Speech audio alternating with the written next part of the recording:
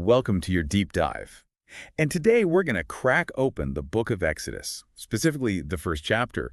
And I am so excited to explore this with you because I have a feeling we're about to uncover some seriously cool connections to Genesis. Oh, absolutely. Exodus picks up the thread from the patriarchs and shows us how their story, their God, becomes the foundation for a whole nation. Yeah, foundation for a nation. Okay, so Exodus is all about the Israelites in Egypt, right? Right. But what I found fascinating in these excerpts is how it's not just like a historical account. It's like a masterclass in themes of identity. That's spot on. You see, the book kicks off with a pharaoh who's totally clueless about Joseph and the Israelites' significance. He's threatened by their growth, their otherness, and tries to erase their identity through enslavement. Which is crazy considering how much Joseph did for Egypt. It's like, talk about historical amnesia, right? Exactly. And this pharaoh's actions actually force the Israelites to rediscover who they truly are, God's chosen people, destined for greatness. Okay, so we've got this power struggle, a battle for identity, playing out from the very first chapter. But here's where it gets even more interesting. These excerpts highlighted all these echoes of Genesis in Exodus. It's like deja vu, but with a whole new level of depth. It's remarkable how those familiar themes pop up. God's plan for salvation, his favor towards the younger, his ability to turn evil into good. It's all woven into this new chapter of Israel's story. It's like those recurring melodies in a symphony, right? You hear them in different movements, different arrangements, but they tie everything together. Perfect analogy. And speaking of connections, the way these excerpts explore names is mind-blowing. The Hebrew title of Exodus, Sefer V'Yaleh Shemot, literally means, and these are the names. Back then, names weren't just labels. They held a person's essence, their authority. Which is so different from today, when you can just like scroll through Instagram and see a million names that all sound the same. Exactly. But in biblical times, a name change was a big deal. Think about Abram becoming Abraham. It signaled a whole new destiny. And even in Exodus, that new Pharaoh who doesn't know Joseph, it's not just a lack of awareness, it's a rejection of that deep covenant connection. Yeah, he's intentionally choosing to ignore their shared history, which makes his actions even more villainous. Right, and that sets the stage for the conflict to come. Now, you mentioned those Genesis echoes, and one of the most fascinating is how the promises made to Abraham play into the Exodus story. Yes, the excerpts took us way back to God's promise of land, descendants, and worldwide blessing to Abraham. But we all know those promises didn't come true right away. Right, and there's a very specific reason for the delay, the sinfulness of the people living in Canaan, the Amorites. They were practicing child sacrifice, offering their children to Molech, which was utterly abhorrent to God. Yeah, the excerpts described it as this horrific practice, burning children alive to appease their God for prosperity. It's hard to even fathom such a thing. It was a complete disregard for human life. And God, being a God of justice, couldn't let it go unpunished. But remember, he also promised Abraham that his descendants would inherit that land. So there's this tension between God's promise and the ongoing sinfulness of the Amorites. Okay, so we've got God's promise to Abraham hanging in the balance. Yeah.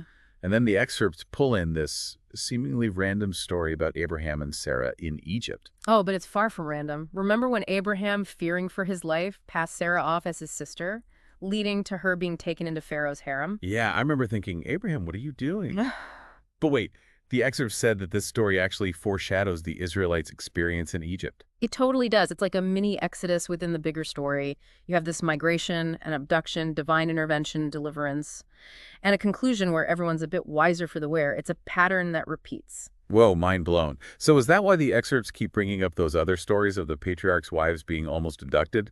Like Sarah again with Abimelech and then Rebecca. Exactly. Those three stories where the matriarch and the promised seed are in danger are setting the stage for a fourth, even more significant event, the Exodus. It's a pattern we see in Scripture. 3 repetitions pointing to a climactic fourth.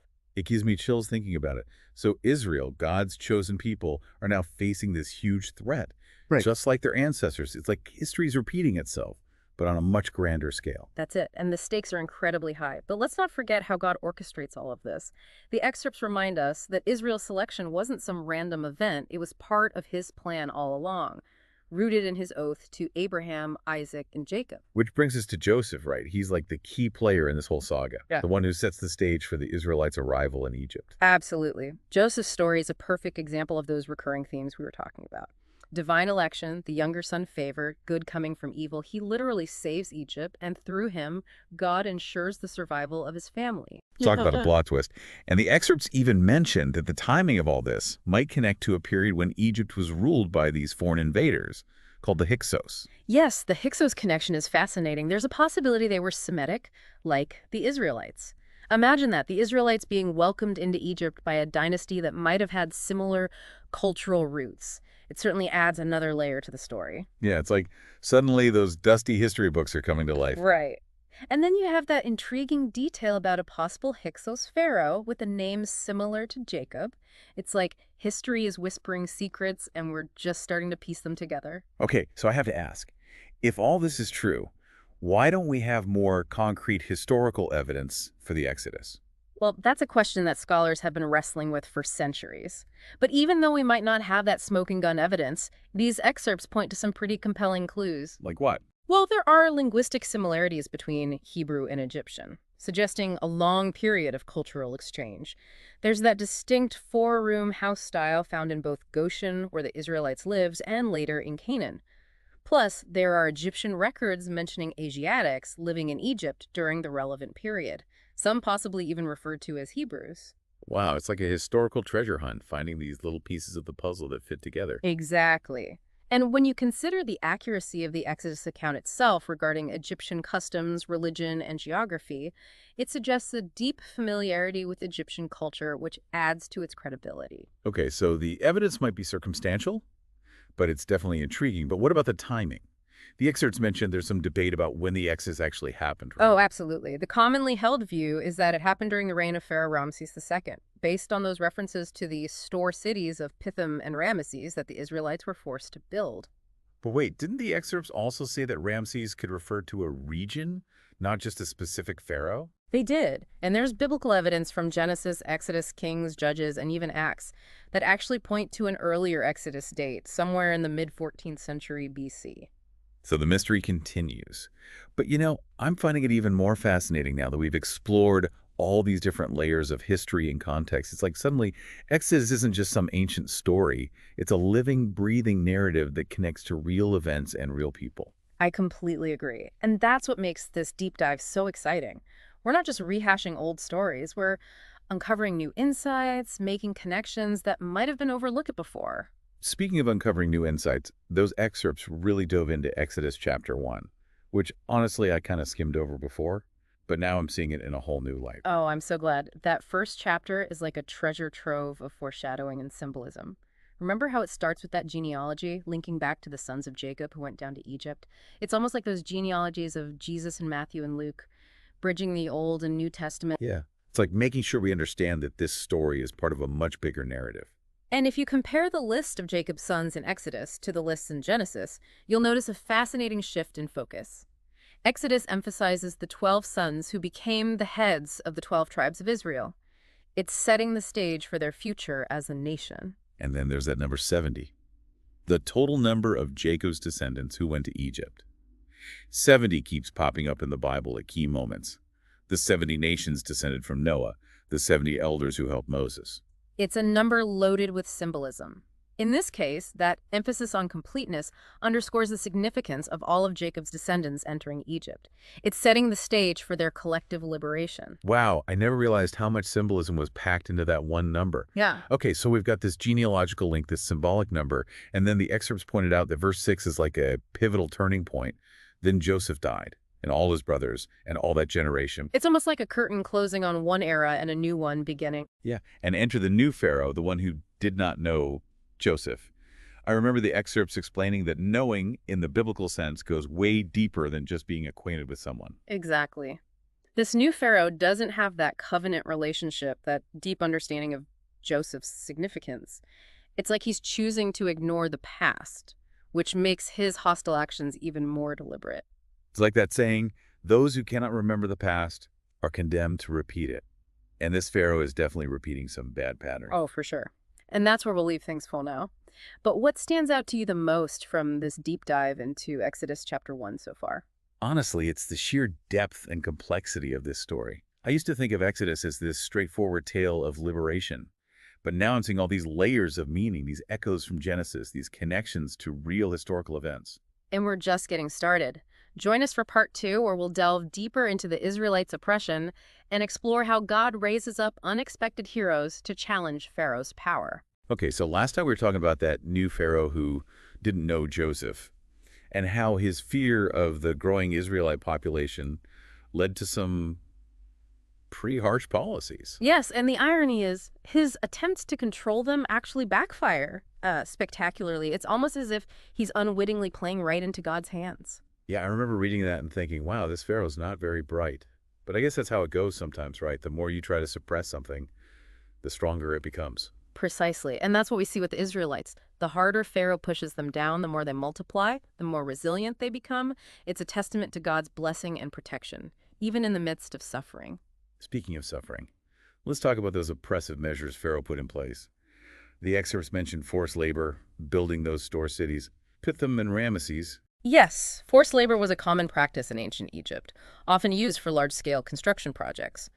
And while it might seem counterintuitive, this hard labor actually prepared the Israelites for the challenges they'd face later on, during their exodus and their journey through the wilderness. Yeah, it's like inadvertently training them for the ultimate endurance test. Exactly. They're developing physical strength, mental toughness, and a sense of unity.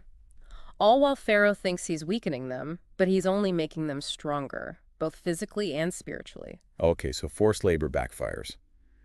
What does Pharaoh try next? Well, this is where things get really dark. He decides to target the most vulnerable, the Israelite babies. He orders the Hebrew midwives, Shiphrah and Puah, to kill all the newborn boys. Whoa, that's intense. It's amazing to me that those women had the courage to defy Pharaoh's command. I mean, talk about putting your faith above your fear. Absolutely. These midwives were incredible examples of moral courage. They understood that God's law, the sanctity of life, outweighed Pharaoh's decree, and they found a clever way to resist, claiming that the Hebrew women gave birth so quickly they couldn't get there in time. Oh, I love that. Using their intelligence and quick thinking to outmaneuver the system. It's a reminder that resistance can take many forms, and sometimes the most effective approach is a subtle one. And God clearly honored their faithfulness. The excerpts mention that he blessed them with families of their own, a beautiful symbol of life triumphing over death. You know, their story really resonates with me because it shows that even seemingly ordinary people can make a difference when they stand up for what's right, even when it's dangerous. It's a powerful lesson for all of us, isn't it? To have that same kind of moral courage, to speak truth to power, even when it seems like an impossible task. Absolutely. Okay, so forced labor fails. The midwives outsmart Pharaoh. What's his next move? Because I have a feeling he's not going to give up easily. You're right about that. Pharaoh becomes even more desperate and issues an even more horrific command. This time, he orders all newborn Israelite boys to be thrown into the Nile River. Oh, wow. Using the Nile, the very source of life for Egypt, as an instrument of death, that's just chilling. It is. It's a stark image of how corrupted Pharaoh's heart has become. He's willing to sacrifice innocent lives to maintain his grip on power. But here's a question that's been bugging me. Why only the boys? If his goal was to reduce the Israelite population, wouldn't killing both boys and girls be more effective?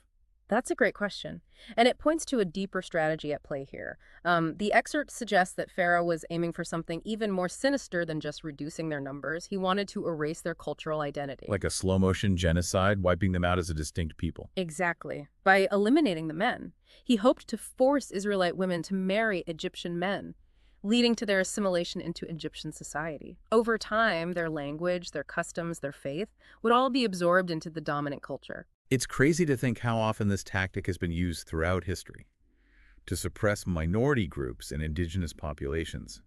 It's a reminder that oppression can be subtle and insidious, aimed at erasing not just physical existence, but also cultural heritage and religious beliefs. And it makes the Israelites' resistance even more remarkable. They're fighting for their lives, yes, but they're also fighting for their identity, their future as God's chosen people. That's a powerful motivator. Absolutely.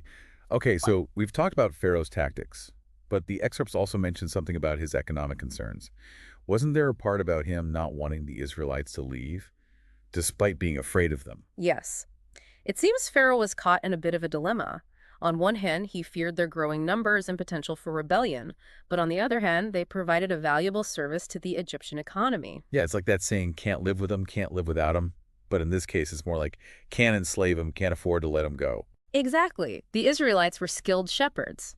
And apparently that was a skill that wasn't as prevalent among the Egyptians, so Pharaoh needed them, even as he resented them.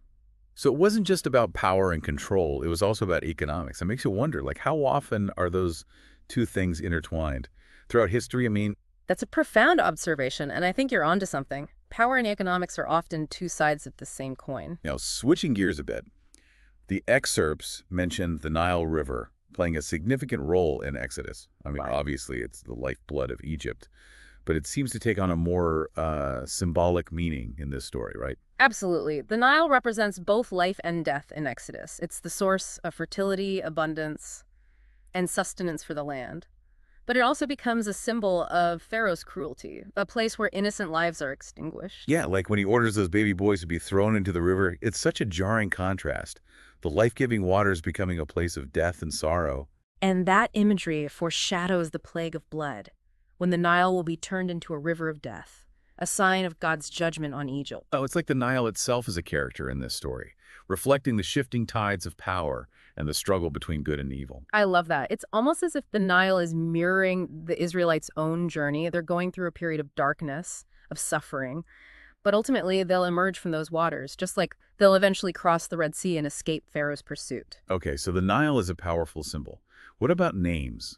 I remember the excerpts highlighting the significance of names in Exodus, especially the Hebrew title, Sefer Vele Shemot, which means, and these are the names. Yes. And that emphasis on names is so important because it connects to the idea of identity, which is a central theme throughout Exodus.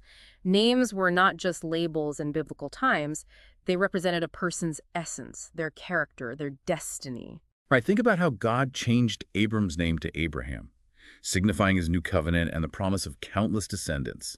And even in Exodus, you have Moses, whose name means drawn out, which foreshadows his role in leading the Israelites out of Egypt. And let's not forget about the revelation of God's own name to Moses. I am, W-H-O, I am. That's a game changer. It's a name that encompasses God's eternal nature, his power, his self-sufficiency. It's a declaration of who he is, and it's a moment that transforms Moses' understanding of his mission. Yeah, it's like suddenly he's not just talking to the God of his ancestors. He's encountering the very essence of being, the source of all creation. Exactly. And that encounter empowers him to confront Pharaoh, to challenge the most powerful ruler in the world. Okay, so names are super significant. What other echoes from Genesis did the excerpts point out? Well, we talked about the recurring theme of divine election, God choosing specific individuals and groups to carry out his purposes. Joseph is a prime example of that. Rising from slavery to become the instrument of God's salvation for his family and for Egypt. And then there's that pattern of the younger son being favored, which we see over and over again in Genesis. It's almost like God likes to turn human expectations upside down. I love that. And that pattern continues in Exodus with the birth of Moses. He's the younger brother of Aaron, yet God chooses him to lead the Israelites out of Egypt. Yeah, it's a reminder that God's ways are not our ways. And he often chooses the unlikely to accomplish his will. And of course, there's the overarching theme of God's providence, his ability to work through even the most difficult circumstances to bring about his purposes. The Israelites' suffering in Egypt, while undeniably horrific, ultimately serves to prepare them for their exodus and their destiny as a nation. Yeah, it's like God's using Pharaoh's own evil intentions to forge the Israelites into a people ready to face any challenge. And that brings us back to Exodus chapter 1, where we see all these themes coming together in a powerful way. We have the genealogy linking back to the patriarchs, the symbolism of the number 70, the death of Joseph, and the rise of a new Pharaoh who doesn't know him, the Israelites' oppression, the midwives' defiance, and the birth of Moses, who will become their deliverer. It's all there in that one chapter. Wow, you're right. It's like a microcosm of the entire Exodus narrative. Exactly. And it sets the stage for the epic events that will unfold in the chapters to come. We'll see plagues, miracles, confrontations, and ultimately the liberation of the Israelites from Egypt. Okay, I am so ready for the next part of this deep dive. But before we move on, what's the one thing you'd want our listener to really take away from this part of our exploration? I think the key takeaway is this. Even in the midst of suffering, even when it seems like darkness has the upper hand, God is still working. His plan is still unfolding. And he often raises up unexpected heroes, like those midwives, to challenge injustice and pave the way for liberation. Yes. And it reminds us that even in our own lives, when we're facing difficult circumstances, we can choose to resist, to stand up for what's right, and to trust that God is with us, working behind the scenes to bring about his purposes. Beautifully said. Now, are you ready to journey into the heart of the Exodus? Join us for part 3 as we delve deeper into the plagues, the Passover, and the miraculous escape from Egypt. So last time we left off with Pharaoh, doubling down on his cruelty, ordering all Israelite baby boys to be thrown into the Nile. It's just hard to imagine a more heart-wrenching image. But it's like this darkness sets the stage for the arrival of a truly remarkable figure, Moses. Yeah, it's fascinating how these excerpts portray Moses' birth and upbringing. Here's a child born into a world designed to destroy him, yet he survives, even thrives, raised in the very palace of his oppressor. Yeah, talk about irony. It's like a real-life superhero origin story. Exactly. And what struck me was how the excerpts highlight those 3 months his mother hid him. It's a tiny detail, but it echoes the 3-time repetition pattern we saw with the patriarch's wives. It's almost as if this hidden period prepares Moses for his own fourth event, his destiny as Israel's deliverer. Yeah, I love how you're connecting those dots. It makes me think about how those seemingly insignificant moments in our lives might actually be shaping us for something bigger, something we can't even imagine yet. That's a profound thought. And the excerpts also pointed out something interesting about the Pharaoh's daughter choosing to adopt Moses. She calls him Moses, which means drawn out, a name that foreshadows his future role. It's like even in Pharaoh's own household, God's plan is working right under his nose. It's incredible, isn't it? And it reminds me of that theme of God bringing good out of evil. Pharaoh's attempt to eradicate the Israelites actually leads to the preservation of their future leader. Okay, so Moses is raised in Pharaoh's palace, shielded from the suffering of his people. But eventually, he has this encounter that changes everything, right? Absolutely. Moses witnesses an Egyptian beating a Hebrew slave. And in that moment, he's forced to confront his true identity. He chooses to side with his people, even though it means risking everything. Yeah, it's like that saying, blood is thicker than water. Yeah. He can't deny where he truly belongs. And his act of defiance forces him to flee Egypt, becoming a shepherd in the land of Midian. It's a period of exile, but it's also a time of preparation. He's literally tending sheep, just like his ancestors, which symbolically connects him to their legacy. Yeah, it's like he's going back to his roots, reconnected with the story of his people before stepping into his role as their leader. And it's in Midian that he encounters God at the burning bush. That encounter is pivotal. God reveals his name, I am I am, and calls Moses to lead the Israelites out of Egypt. It's interesting how the excerpts emphasize that phrase, I am I am. It's such a powerful statement, so full of mystery and authority. It's a declaration of God's self-existence, his unchanging nature. And for Moses, it's a life-altering revelation. He's going from a prince in Pharaoh's court to a shepherd tending sheep, to a prophet chosen by God to confront the most powerful ruler in the world. Wow, talk about a career change. Yeah. But I can't help but think about those midwives, Shifra and Kua. They defied Pharaoh too, in their own way. It's like God is raising up these unexpected heroes to challenge Pharaoh's power, paving the way for Moses. That's a brilliant observation. It's like a symphony with these different instruments playing their parts, all building towards this grand crescendo of liberation. And then you have those plagues, right? God sends these incredible signs and wonders to demonstrate his power and break Pharaoh's stubborn resistance. The plagues are fascinating because they're not just random acts of destruction. They target specific Egyptian gods and beliefs, demonstrating the superiority of Yahweh, the God of Israel. Yeah, like that first plague, turning the Nile into blood. It's a direct challenge to the Egyptian god Hapi, the god of the Nile, showing that even their most sacred river is under Yahweh's control. And then you have the plague of frogs, which were associated with the goddess Heket, the goddess of fertility. It's like God is saying, my power trumps your gods. I control life and death. And the plagues get progressively more intense, right? It's like God is turning up the heat, showing Pharaoh that he's not messing around. Exactly. And yet Pharaoh continues to harden his heart, refusing to let the Israelites go. Which brings us to the Passover, one of the most dramatic events in the entire Exodus story. It's the climax of this battle of wills between God and Pharaoh. The Passover is a pivotal moment, both for the Israelites and for the Egyptians. For the Israelites, it's a night of deliverance, of protection from God's judgment. They're spared from the final plague, the death of the firstborn, by following God's instructions and marking their doorposts with the blood of a lamb. And for the Egyptians, it's a night of devastation. of unimaginable loss. Their firstborn sons, from Pharaoh's own son to the sons of their slaves, are all struck down. It's a heart-wrenching image, but it's also a stark reminder of the consequences of defying God. Pharaoh's stubbornness has finally broken, and he begs the Israelites to leave. And so begins the Exodus, the long-awaited journey to the Promised Land. It's incredible how God orchestrated every detail, using the plagues to break Pharaoh's will, the Passover to protect his people, and the parting of the Red Sea to deliver them from their pursuers. Yeah, it's a story of redemption, of a people freed from slavery and set on a path to a new life, a new covenant with God. And their journey continues to inspire us today, reminding us that even in the face of overwhelming odds, God is faithful and his power is unmatched.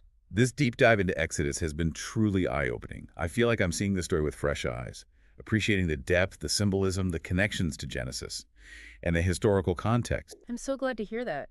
And you know what strikes me the most? Is how relevant this story is to our own lives. We all face challenges. We all experience moments of darkness and oppression.